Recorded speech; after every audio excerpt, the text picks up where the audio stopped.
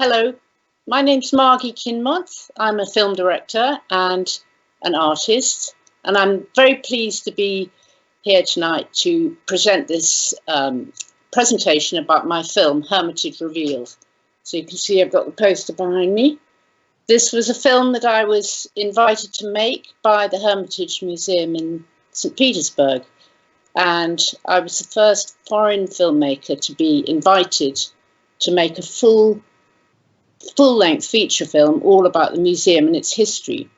And this was to celebrate the 250th anniversary of the museum. So how did this all start? I have a reputation for making films about art and culture. I'd made a film with Prince Charles about the artists in the royal family. I've made a film with Ian McKellen about L.S. Lowry. I made a film with Eddie Redmayne about the war artist. So my work goes across many fields, but one of the things I've always been really interested in is Russia. And I've made about 4 or 5 films in Russia. So the film that preempted this particular one that we're going to talk about is I was working with the conductor, Valery Gergiev, in St. Petersburg, and I just made his anniversary film all about the theatre, behind the scenes of the Kirov, the ballet, the opera, and spent a long time there doing this movie, and it was incredible. And I'd really got the bug for working in Russia. So when the State Hermitage Museum had their anniversary coming up, I was completely delighted to be invited to make the film with them. So where on earth do you start? This is what we're going to talk about today. And so I'm going to show you little clips and I'm going to show you some stills. Unfortunately, you can't see the whole film because it's very long. There will be a chance for questions, and I'm going to be really interested to have those questions. So save them up and send them in and we can have a dialogue. I'll show you the trailer and then we'll get started on the details, okay?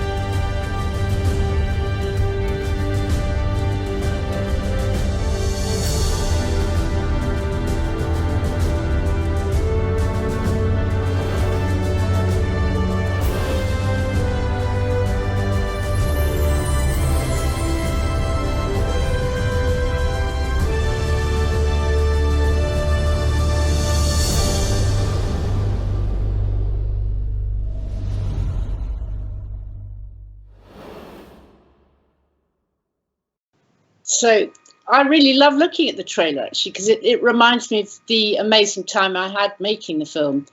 And it was a long time. All my films take a long time, but especially with Russia, a lot of visits back and forth. And so, working my way, the first stage was the script. That was the most important thing. And because I'd been invited to work with the Hermitage, I was working closely with the director, with Professor Piotrowski. And so we'd meet up in different capital cities and we'd go through my script and we'd find it down, and then I'd see how can we afford to make this, how many objects can I include? And then in a very sort of Soviet style, it was decided that I could include 100 objects, that there would be the budget for this, so that each object would have a contract. And so I set out to try and restrict myself a little bit. And one of my favourite, most obscure things I was determined to have in the film was the world's oldest carpet, almost in pitch darkness down in the basement. The Pazyryk tribes who lived up in Siberia, recently with the snow line going back, the ice had gone away and things like carpets and felt and tents and so on had appeared from this tribe. And so in the Hermitage you have the world's oldest carpet. It's in the film.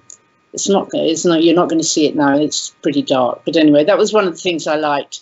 I also was very, very keen to go behind the scenes, because that's what I love doing. When I first went to Russia in 1981, and that's something I want to find out from you when your first visits were, because it's so interesting to know when, your first experience of going to St. Petersburg.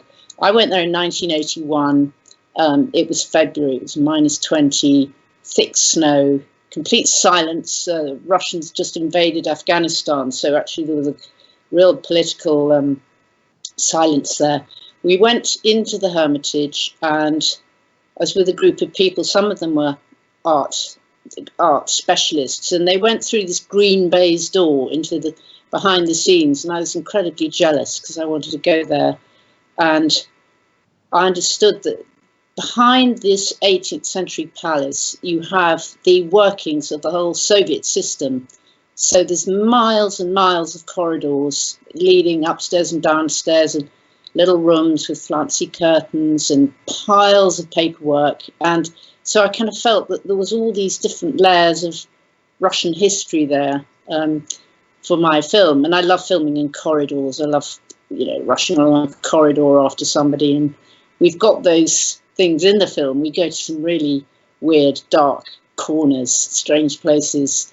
I found a storage space which was where it was one of the royal family bathrooms where they were storing the imperial porcelain in this beautiful bathroom, but it had just been turned into a storage space. So that's in the film.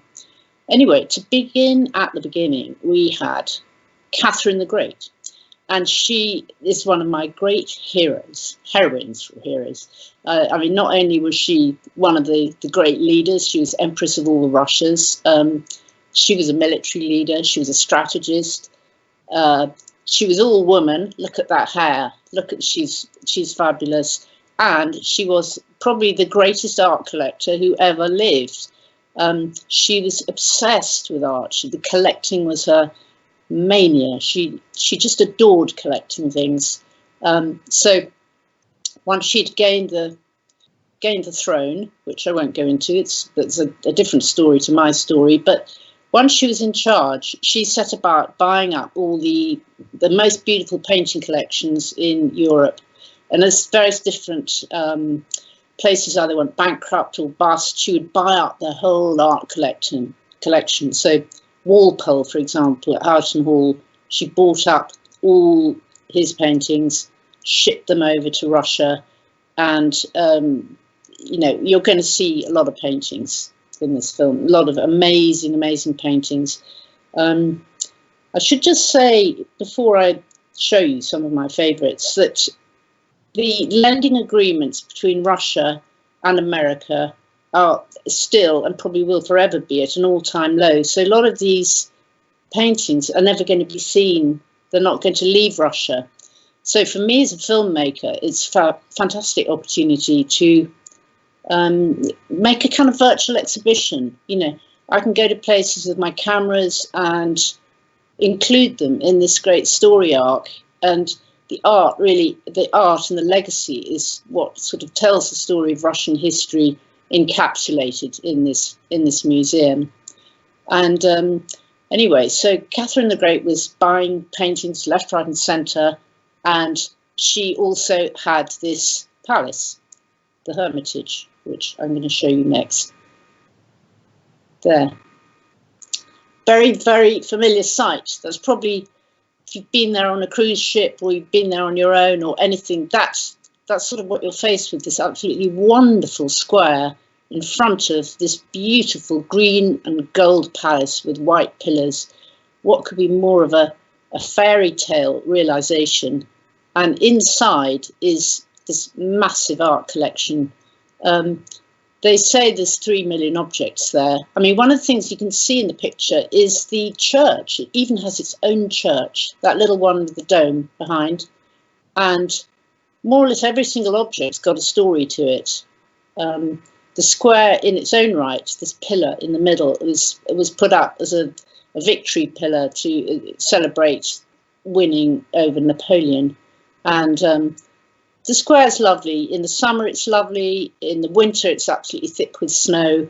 You see little columns of school children trudging along. They go into the Hermitage for free. They have special days. They really encourage children to go there. Used to be lots of tourists. I gather right now it's almost completely empty. The museum, just to say a little bit about the pandemic, I mean, the museum's been amazing throughout this. They've been obviously having a terrible time, but they straight away when they were closed, they got back into their conservation work, their to-do list and everything, you know, mending things, restoring things. And now they've just reopened, but only tiny numbers. So it's very, very difficult to get in there. So I think seeing my film's going to be even better because it'll be a chance to get in there. I was working, my camera crew was this lovely guy called Maxime, who I'd worked with on 3 or 4 films, actually. I always work with him. I have to compete with the football matches because he loves to go and shoot the football in the evening. So sometimes we have a bit of a battle to keep him on my movie. But anyway, he's got a terrific eye. And, you know, we were just shooting with lots of cameras, and often I had to go back and reshoot things in better light, better conditions. So the film itself is all being fined up as a work of art in its own right. And every time I'm filming abroad, I have a big decision about whether to take the camera crew with me or to, you know, work with locals. And because I'd been doing these films in the Opera House, I had a very good sound team there. They were very, very good at recording sound. And, you know, when you're interviewing a lot of people in Russian, it's kind of, I felt it was going to be easier to work with them, and they knew the Russian system. And the only problem was because of the traffic, the arterial system coming into St. Petersburg, somebody was late every single day. They all came from different directions. So we'd be sitting there waiting, and there would always be one person stuck in massive traffic. So my days of filming, which were all carefully planned, often I didn't really get everything done that I wanted to. But they were lovely, lovely guys, and we always ate in the canteen downstairs, this delicious Russian food.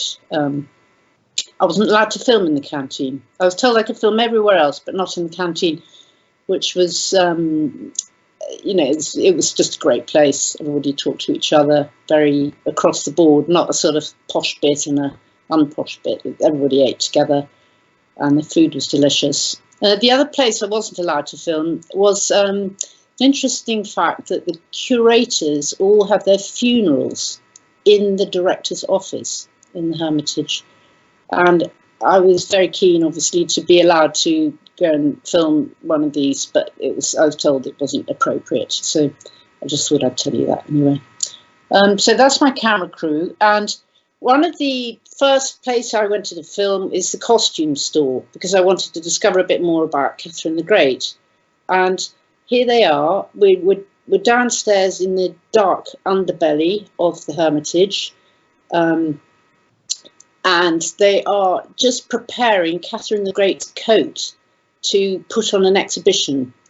And it's all wrapped up in tissue paper, absolutely lovingly kept, with all the buttons. And, you know, you can look in the seams, you can see the original colours, which all match the paintings. And this, you know, the wonderful head of costume here, she was just great. She knows the collection inside out. And what you're seeing there is actually history, because all the costumes had been moved to the new space, which is out on the outskirts of St. Petersburg, which is a great big kind of rather more clinical environment. But here you could open a drawer and you could find the hat that Peter the Great wore with a bullet hole in it, where he's nearly killed. So every drawer you opened, there was history. Another which was about, you know, to rival Imelda Marcos, there were the shoe collection of the last Tsaress, you know, which were literally hundreds of shoes in every shade, and they never saw any mud. They were made of silk and stuff. But you can see why the revolution happened. So I found the costumes all fascinating. Maybe you'd like to just look at the portrait of Catherine again, and you can see that coat in the portrait on the horseback.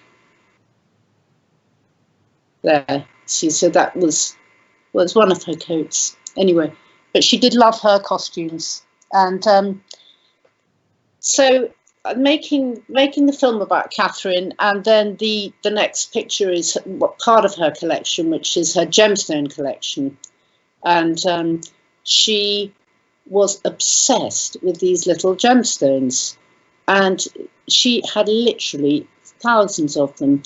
And they're all made, they're cameos, they're carved. Every single one has got an incredible story of, you know, classical Greek, Roman mythology, and, you know, encased in little gold.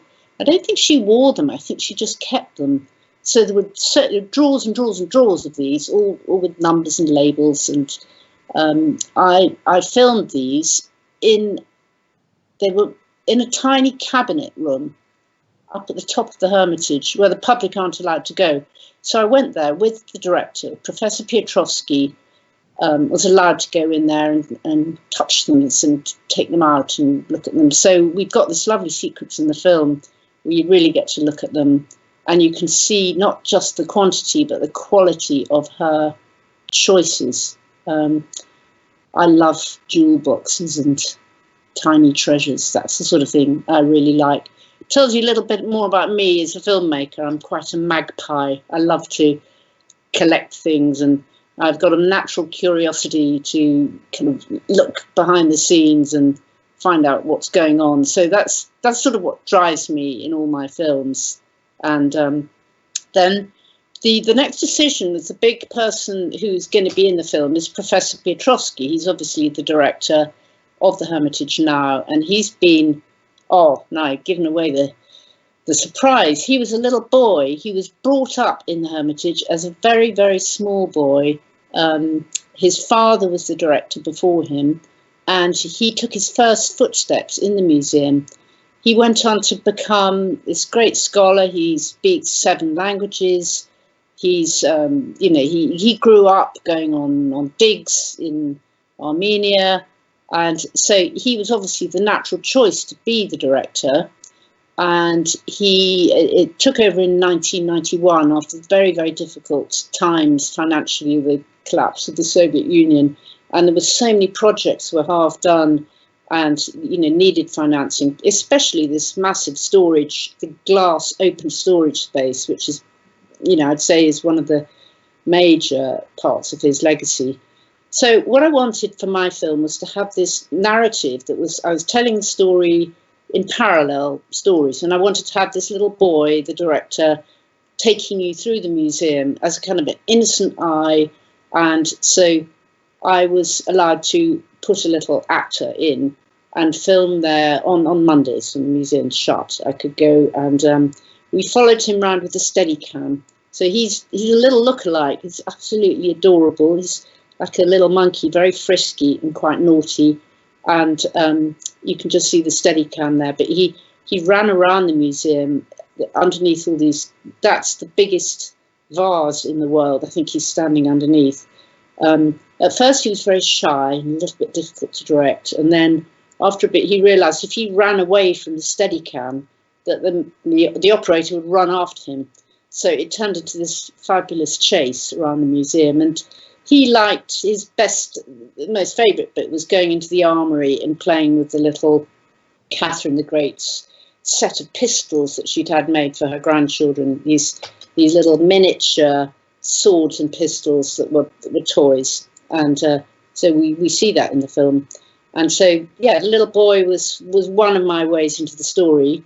The other way into the story was by talking to the curators. And there's something very special about the Hermitage, which is that the knowledge goes right back 250 years. The word of mouth was the way that one curator would hand on their knowledge to the next, and especially during the Great Patriotic War, when the Hermitage was being bombed by the Germans, it was under siege, and the curators would walk around at night with the sand buckets, and they were the fire wardens, and to kind of pass the time, they would tell each other everything about their collection. So they were basically handing down their knowledge by word of mouth.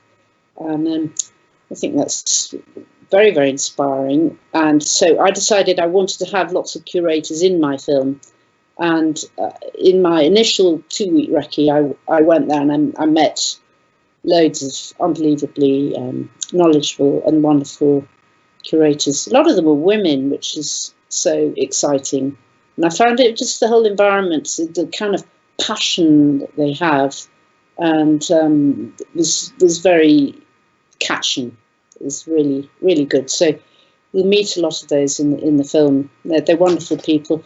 Some of them, it helped for me to have English-speaking ones as well as Russian-speaking ones, because obviously my films go out all over the world, and I need to have quite, a kind of fairly robust narrative. So these people led the story. You'll meet them in the film. And the one of the collections that's particularly interesting, and some of them were sent over to the British Museum recently, is the collection of gold, Scythian gold, which was taken from the tombs for Peter the Great and Catherine the Great. And these are absolutely tiny, these little pieces of gold carved into scenes, and a lot of them animals as well. And this was fantastic.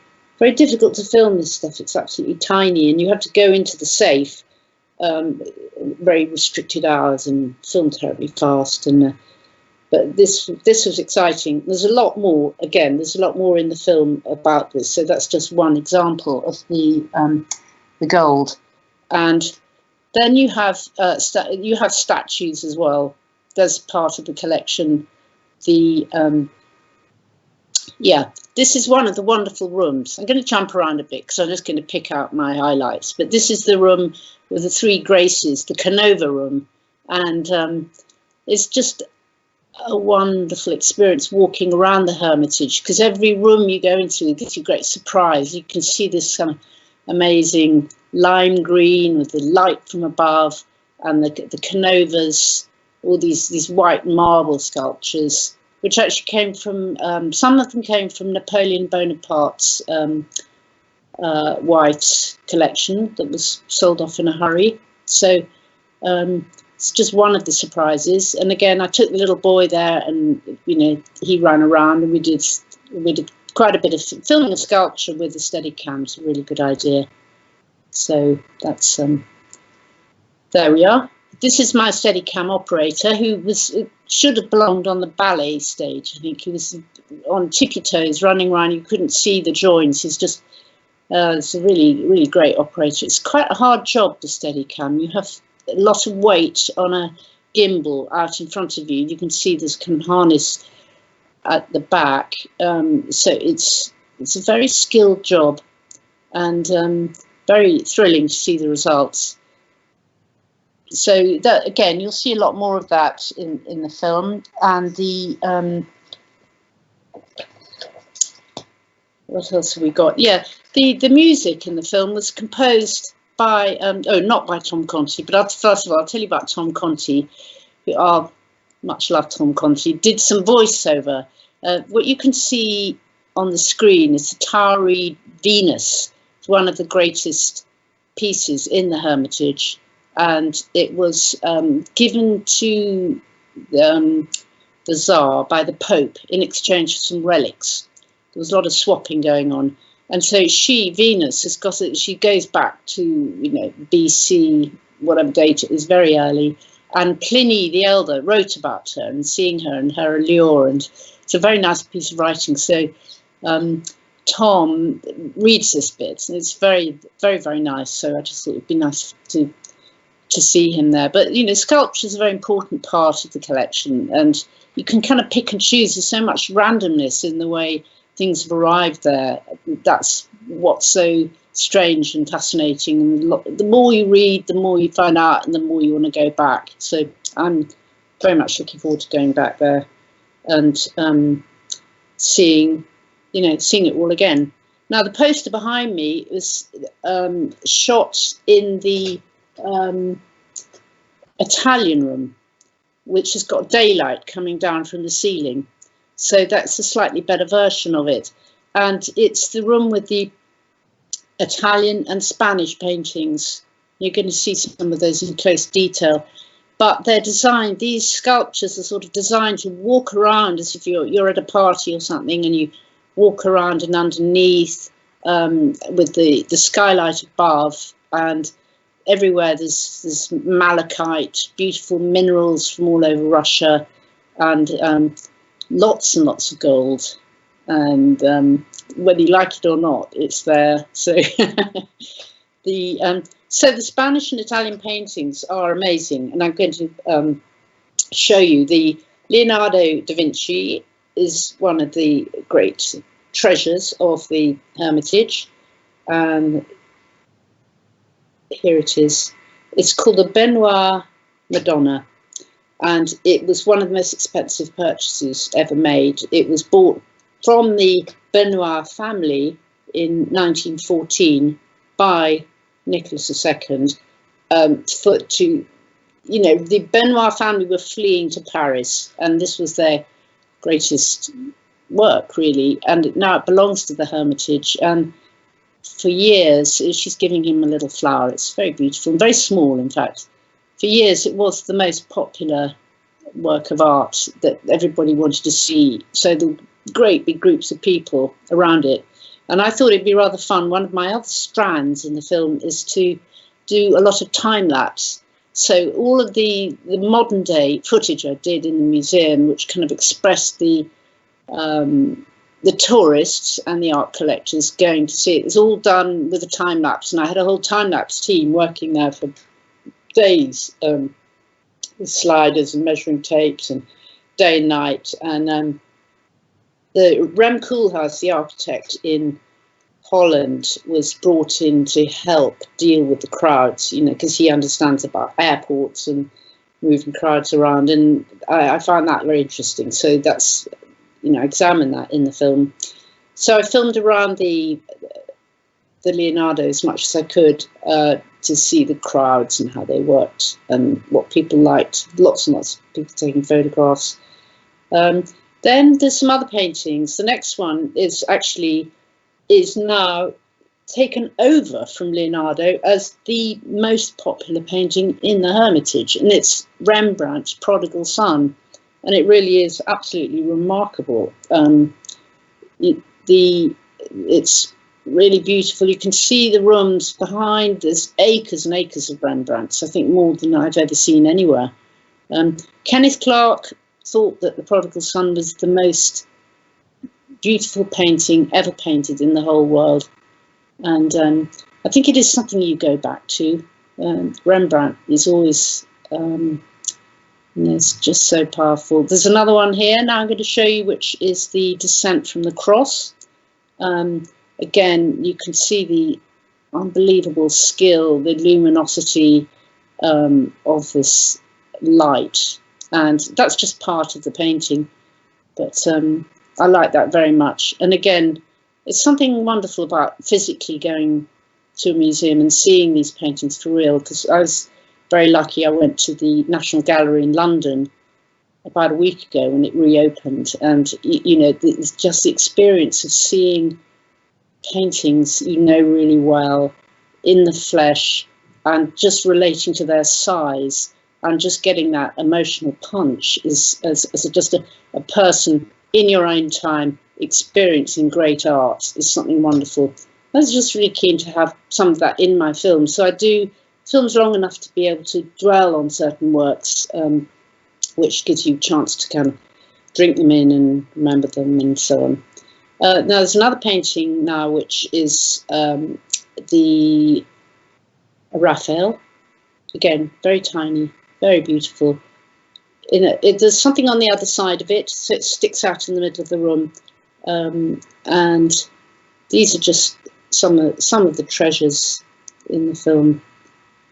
Wonderful frame.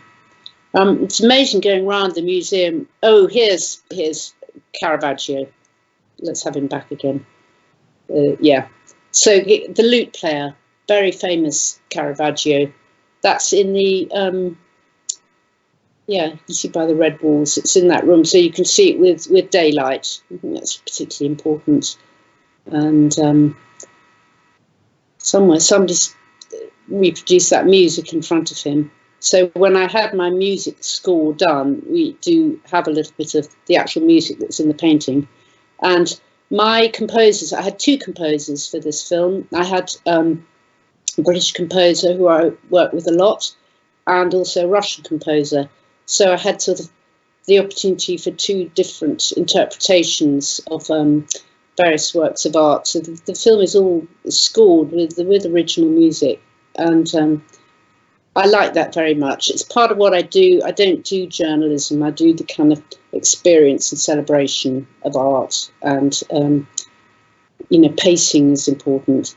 So this film was premiered at the Guggenheim in New York. We had, you know, which is another great, you know, mecca for me, the Guggenheim in Fifth Avenue, and it was really thrilling to have the American premiere of the film there with the director of the Hermitage and the director of the Guggenheim. And I think everybody in America just responded so well to the film. There's also something, I'll just jump on a little bit, because quite a famous story is when Stalin sold off part of the Hermitage collection for the industrial sell-off. He sold some of the very, very best paintings to the National Museum in Washington, National Gallery in Washington, and those are also in the film. That's a whole sequence. I went to Washington and I interviewed the director there, right in front of the Capitol Hill, and it's such a weird story how those paintings went from Russia to America. It's part of these extraordinary jumps of politics and time and history.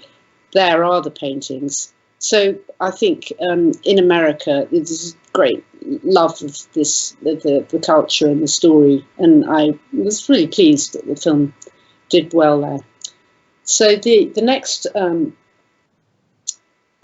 slide is we got to the Russian Revolution now. We've rather jumped, but I was very intrigued by this particular painting because of all the business we've had with statues being pulled down and, you know, change in politics. This is the Tsar and his painting just during the time of the revolution, when they slashed the paintings and they threw acid at them.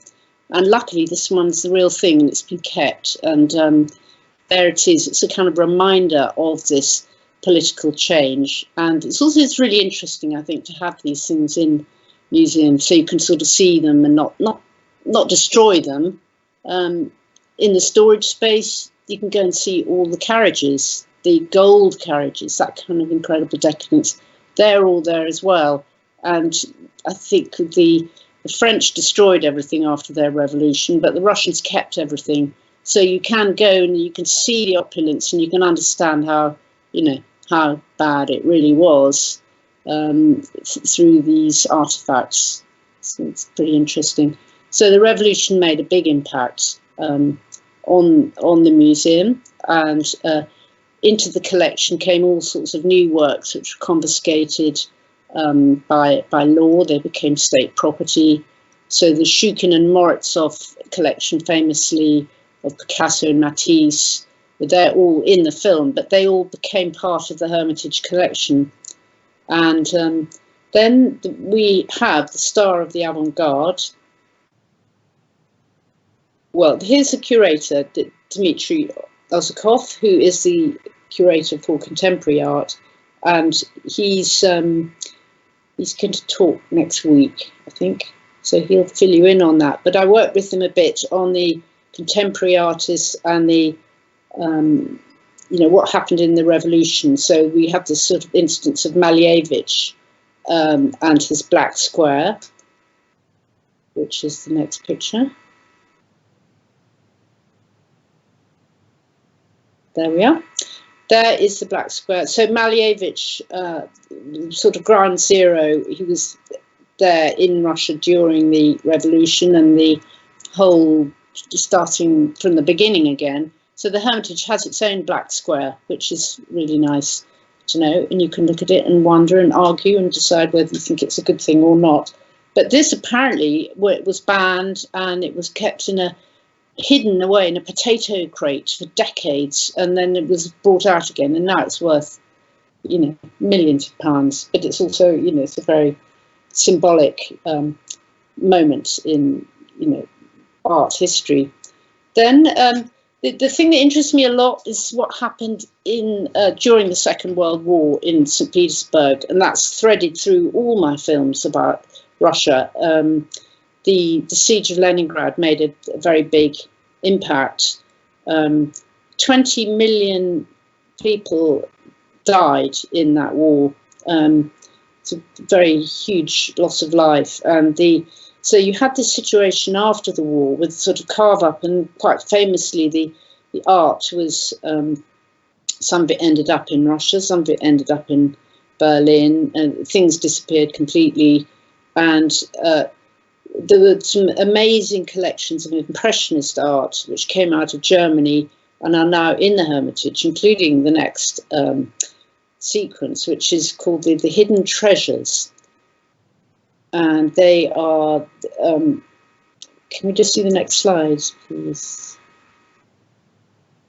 Here is Albert Kostanevich, who's the curator for 20th century art, and he's in a room where the hidden treasures are portrayed. They don't ever leave Russia, but they're the most unbelievable collection of French Impressionists. It came from the Krebs collection in Germany. They were hidden in the cellar of a castle, and they are including works by Monet, Manet, Renoir, Daumier, and they were kept hidden until the early 90s, when a couple of journalists sort of revealed their presence, and then they're put on show, and you can walk around and you can see them. And there's this amazing Degas, which is the next picture, which is the Place de la Concorde there, that's just a detail of it.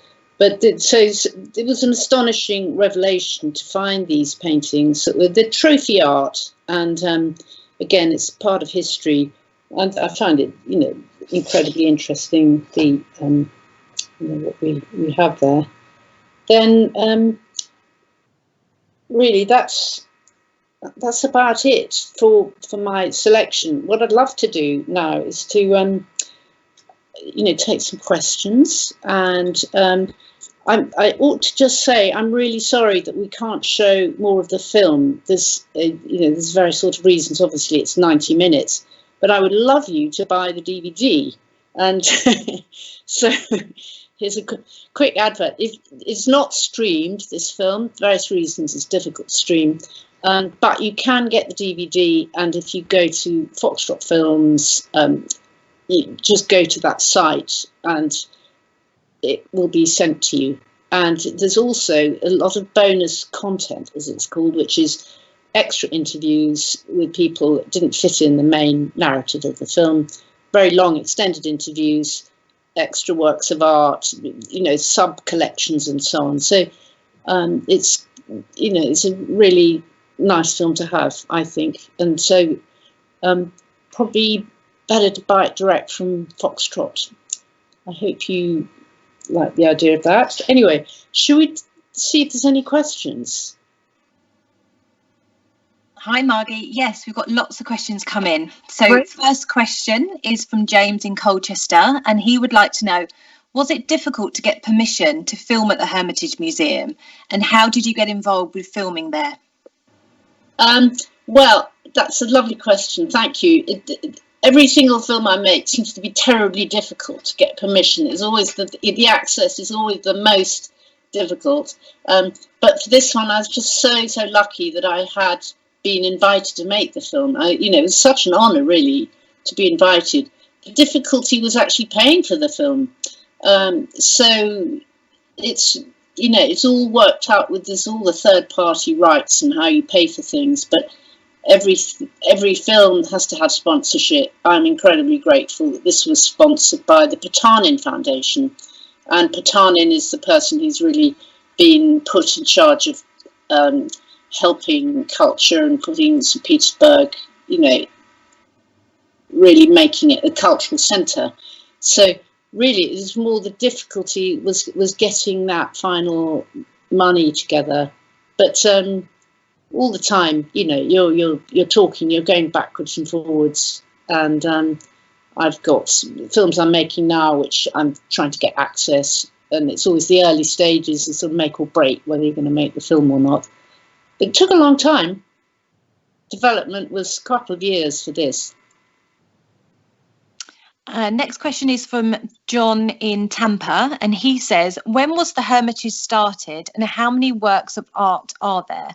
And who are the most famous artists? Well, that's a wonderful question. Well, because my film was they said the 250th anniversary, it was a big birthday, and they laid a wreath on Catherine the Great's grave, so they acknowledged that she started it. And there's meant to be over 3 million works of art, of which a very small amount are on show and a lot in store. So, but now the storage space has been opened. It's a glass storage space, and you walk around these glass corridors and you can see absolutely thousands of chairs and objects and things. They're displayed in a different way, but it's very vast, and you need, lots of time to kind of take it all in, You had 3 questions there, didn't you? What was the last one? No, that was the 2 from John, but we do have one from John in San Diego. Who owns the Hermitage collections? Oh, that belongs to the Russian state. Putin owns... Well, you could say Putin's in charge of Russia. He uses the Hermitage quite a lot for receptions for, when, before the pandemic, when you had visiting, heads of state. There's lots of, so it's almost like it's a kind of reception area for state visits and so on. So it's all owned by the Russian state. It's not privately owned or anything. That's quite an interesting question. I don't think I've ever been asked that before. So I'll welcome comments if I got it wrong. I mean, who owns Russia is the question, because we have a sort of situation where different oligarchs pay for different things. And Piotrowski's been absolutely unbelievable in raising money to help pay for things, and also to keep the subsidy very good so that people can go to the Hermitage. Or there are certain days when it's free to go. It's not a very, very expensive place to go and visit. And I think that's equally important. The Russians can, appreciate it and enjoy it themselves. Okay. Lauren from Ocala. She said, I visited the Hermitage in 2009. It was amazing, and I look forward to seeing your movie. Harriet from New York. Since the Hermitage was a home, what happened to all the furniture? Thank you. Oh, brilliant. Well, the furniture was... there's a section of the Hermitage that you can explore the state rooms. So some of the rooms have been kept exactly as they were, where the royal family lived. So as I was talking earlier about the bathrooms, they have wonderful sort of enamel walls and everything, and they're all in place with the cisterns and stuff. That's all still there. And they've kept it so you can walk around. And there's even some scratchings on the window where they wrote messages.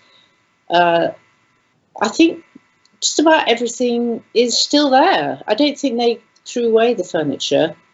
They've just kept everything. You can see it all. And it goes right through different, different periods of history. So there's a hell of a lot of chairs there. And the throne is there. You're not allowed to sit on it, but there's a whole throne room. You can see in my film, there's a moment, but for about a year, they were restoring the throne room. And we go in there briefly on a tour, and it's all just being, repainted and spruced up. And that's lovely. So that bit of furniture is still there, the throne. But I don't know who's allowed to sit on it. Jennifer from Wales, she said, how can I watch the full Hermitage Revealed film online, please? Well, let me see, it's not online per se, but it is shown. The BBC showed it. I'm sure one could request for them to show it again. It's being shown. It's mainly still having a theatrical life, but it does get shown all over the world in different places. So I'm afraid it's not streamed. So that's the slightly old-fashioned system there. We just can't do that. It's going to be shown in France again very soon. We have screenings in museums, but that's more or less all I can say. I would have said, if you keep looking at the website and look up every now and again, there's a new screening of it, or it's opened in a different country or something like that. I mean, I'd love to show it again in America. I think it's very timely. Cynthia from Little Rock, she said, I visited the Albert and Victoria Museum. Size-wise, how many times is the Hermitage compared to the V&A Museum? Ooh, that's very interesting. Well, I know that the V&A covers vast acreage of London, actually, because that's the V&A is combined with, Prince Albert combined them all together, the Science Museum and the Geology Museum, the V&A, and so there's acres and acres of V&A, but it was never a palace. So I would say, if you're going to compare, probably the Hermitage is bigger. They don't have an out of doors bit. It's all inside the palace, the Hermitage. But they've also got this new section, which is called the General Staff Building, which is the other side of the square in St. Petersburg, which used to be a military headquarters. And they have, in the last few years, have turned that into a place where all the 20th century collection is, the Shukin and the Morozov and the Picassos and everything. So, gosh, you'd need days and days there. If you go to Russia, you've got to go to about 5 visits, I would have thought, to do it justice. Afraid I can't answer that question, but about the size of the V&A, but I can certainly find out. It's a very interesting fact. Thank you. Ron from Idaho. How many Romanovs laid claim to their family heritage? Very interesting talk. Thank you. Oh, that's very kind of you. Gosh, they didn't have much of a chance, I'm afraid, because they were all assassinated. The royal family, the Bolsheviks, assassinated them all. They were in a basement. They'd escaped. They were all wearing their diamonds under their clothes. So when they were actually shot, it was a massive botch up, because the diamonds that they were carrying were like, armoured jackets. That's gruesome detail, but it's there. So I don't think they stood a chance. The whole political thrust of what was happening in the country was way against the monarchy. It wasn't going to happen, and they had very, weak ruler, and we were heading into the First World War scenario. So, that's a very, very big bit of the history, but I don't think they didn't lay claim. Angela from Englewood, she asks, the world's oldest carpet, what year? Please, could you describe? Thank you. Oh, that's a horrible question. It's so old. It's actually the only good thing that's happening as a result of the ice melting, because the ice is going back. We're discovering this whole hidden tribe, preserved in the ice. I think it's, I'd have to look that up, I'm afraid. I'm hazard a guess, but I don't think they really know. I mean, this tribe was nomadic, and they travelled across the Russian steppes. So some were in Siberia, and some were further down in, sort of southern Russia, as it's, Ukraine and so on. They were travelling and leaving their traces as they went along. But the idea of keeping and preserving soft material, oh, wonderful. Well, there it is. You can see now. You can see the animals in it, and they were very good at depicting their lives, and it was quite decorative. They were also tattooed warriors. They were the earliest users of tattoos, these people, because they found them, also the bodies of the warriors were preserved. And that's an interesting fact. But if you do go to the Hermitage, go to the Pasarik one. It's really fascinating. The layers of history. Joanna from San Diego, she says, this is on my wish list someday. Thank you for showing your film and all the special parts behind the scene. Elizabeth from Oak Park, how tall was Catherine? Was she a small woman? Was she smart for her time? Was she plain looking or beautiful? She's one of these people that size didn't matter. She had a monumentality about her. I think she was a sort of Bridget Jones of her day. She kept a diary. She was always up early, first in the day, writing this diary, working out her strategy. And she was a really modern thinker, a modern feminist. And so I don't know her exact height, but her statue is as a figure in history is colossal. And there's lots and lots of myths about her, which you kind of expect of somebody who ruled Russia and for so long. But if you can, she also loved the French, and she loved the thinkers, the philosophers, and she was very, very good at taking on good advisors. She surrounded herself not only with all these gorgeous men, all her lovers and her court and so on, who she controlled, but she also had great advisors for her library, for her art collection, and she always asked people, what's a good thing to get, and she had agents all over the place. So I reckon she was a pretty good manager as well.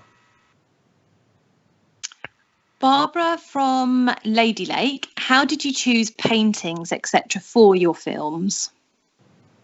Oh God, that's such a good question, because I still wonder now why did I leave out such and such, and because you try not to just pick the stars, but certain things do jump out. I was really, really helped in the whole making of the film, the structure, by Geraldine Norman, who's the deputy director. She's written this absolutely wonderful book, which is, takes you through the whole history of the Hermitage, and it's absolutely invaluable. And I'd share her taste in a lot of the choices and so on. And we worked closely together. In most cases, I tried to pick things that had a good story, so they weren't just kind of aesthetically pleasing. The things I had to exclude a little bit were drawings, because drawings don't always work very well on a film. They kind of tend to disappear a bit. I found some things which were curators' drawings that were done during the siege of Leningrad. And we found these in drawers and so on, that curators had done watercolours of people queuing up for bread, and then there were charcoal drawings of when everybody had to shelter underneath the building in the cellars during the bombing. And those dark charcoal drawings are absolutely amazing. So those are the sort of things which I felt they were also helping me to tell the story. And the basement of the Hermitage is amazing. It's packed with cats. It's had cats there ever since the year dot. Except when they ate them during the siege. But the cats returned, and a lot of cats down there now, and miles of pipes and the heating, so the cats live on the heating pipes, and you can go the whole journey round underneath the palace in these sort of weird and interesting cellars. That's also in the film. Other works of art I chose. Well, I mean, I did work with Anthony Gormley, who was having an exhibition there, and they've got a very vibrant. They have a very vibrant pattern of contemporary artists who exhibit there. And Gormley had this wonderful show of his figures, which he was showing in the Greek statue room, very popular. So you could sort of reference back and forth. And the Chapman brothers had a show that was banned, had to be taken off. Far too shocking. And Louise Bourgeois, I would have liked to have included her work of art, as she'd given one to the Hermitage. But they're very adventurous in their choices of contemporary artists, so it's well worth watching that space. It's not just an old, dusty dust mite of a place. Thank you. Joyce from Denver, she asks, how many days would you suggest one carve out to get a good representation of the collection at the Hermitage? Well, I think you need a decent lunch. I'd say 5 half days would be really good, so that you've got time to get lost, so you can just walk through and not worry about being lost, because you know you've always got the River Neva on one side. You have the sun coming in. As long as you can see the river and you can see the ice flow, you know, this icy cold, the great thick flow of ice coming down the river. That's all alongside the palace. So quite a bit of time for getting lost, time to look at all the staterooms and walk around. There's a lot of military history. And then time to go into the place where the Romanov family themselves live. And then more or less all over the place at any time there's exhibitions happening. So you might find an exhibition of wonderful Persian ceramics, or even English silver, or so, you know, if you have a specialist interest, you can go to those. And yeah, and then sort of go away, think about it, and then go back again, because it's a process of just absorbing it. And it's a really good place to walk, you know, walking around. It's unlike any other museum. It's completely different to the British Museum, completely different to the Louvre.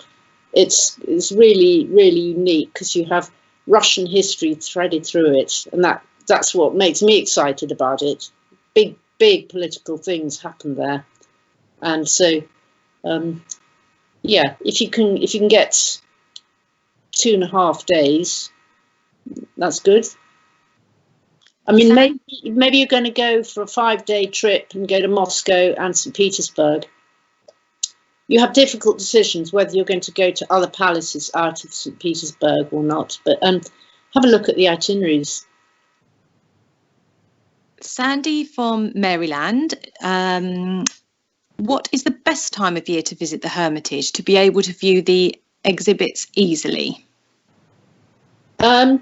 Well, I don't know about the time of year, but the time of day, if you want to look at the very popular things, is if you hit about tea time, the crowd settle down a bit, and particularly, you know, in the days when you would have cruise ships stopping there, and, you know, like 10 o'clock, really busy in the middle of the day, and then those crowds disappear a bit in the early evening. Or you might have a target and you know, go directly if you really want to look at the Leonardo, you know, go to that one, or this Michelangelo, the Crouching Boy, which is a wonderful sculpture, one of my favourite things. You sort of go directly to that. So yeah, I think that's the case with most places. If you go an hour before it's closing, but you know, it's often difficult to schedule. What you don't want to do is queue up for hours outside, and it's very cold in the snow, and every time you go indoors in Russia you have to go to a cloakroom and take everything off, so there's quite a lot of queuing up for cloakrooms, and but they're very good at it. They're much quicker than we are. John from Grace Point, he asks, what were the biggest surprises and things learned while you were involved with this project? Oh, well, I mean, it's not a surprise. I absolutely love the Russians. You know, I've got such good friends there, and all through this sort of, you know, my cultural journeys, I've just discovered such amazingly nice people there who work in museums, and the theatre museum who've invited me to make a film next. I really want to get on and do that if I can get funded. So those friendships are really, really important. And some people who invited me into their houses, you know, immensely hospitable. So that's a lovely takeaway.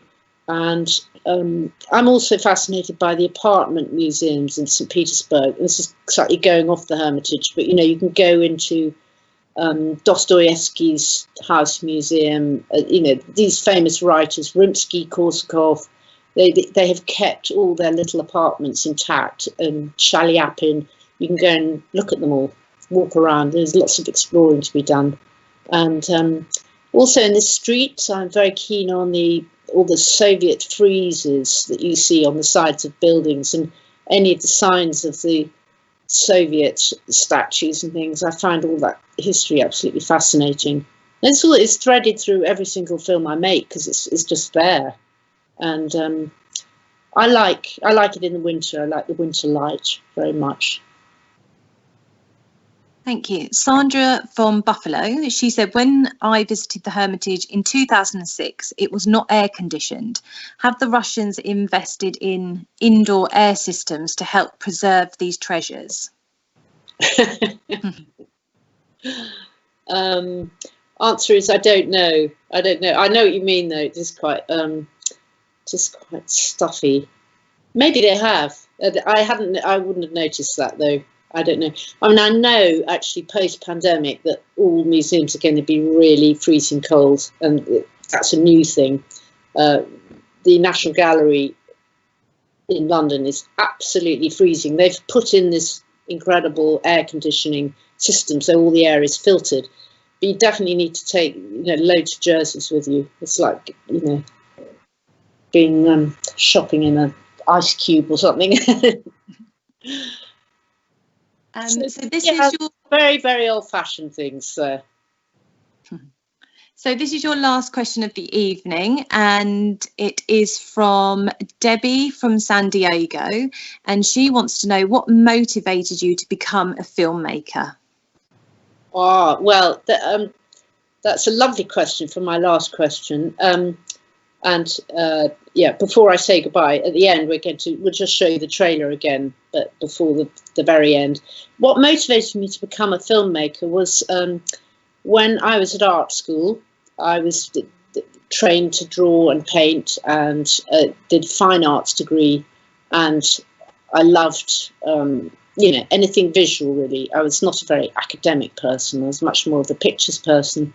And when I was at art school, I started to make films and animation, and also ran the film club. And I was very interested. I loved the Hitchcock movies, the musicals, the Busby Berkeley films. I loved David Lean. I loved Stanley Kubrick, and I particularly liked Ridley Scott as well.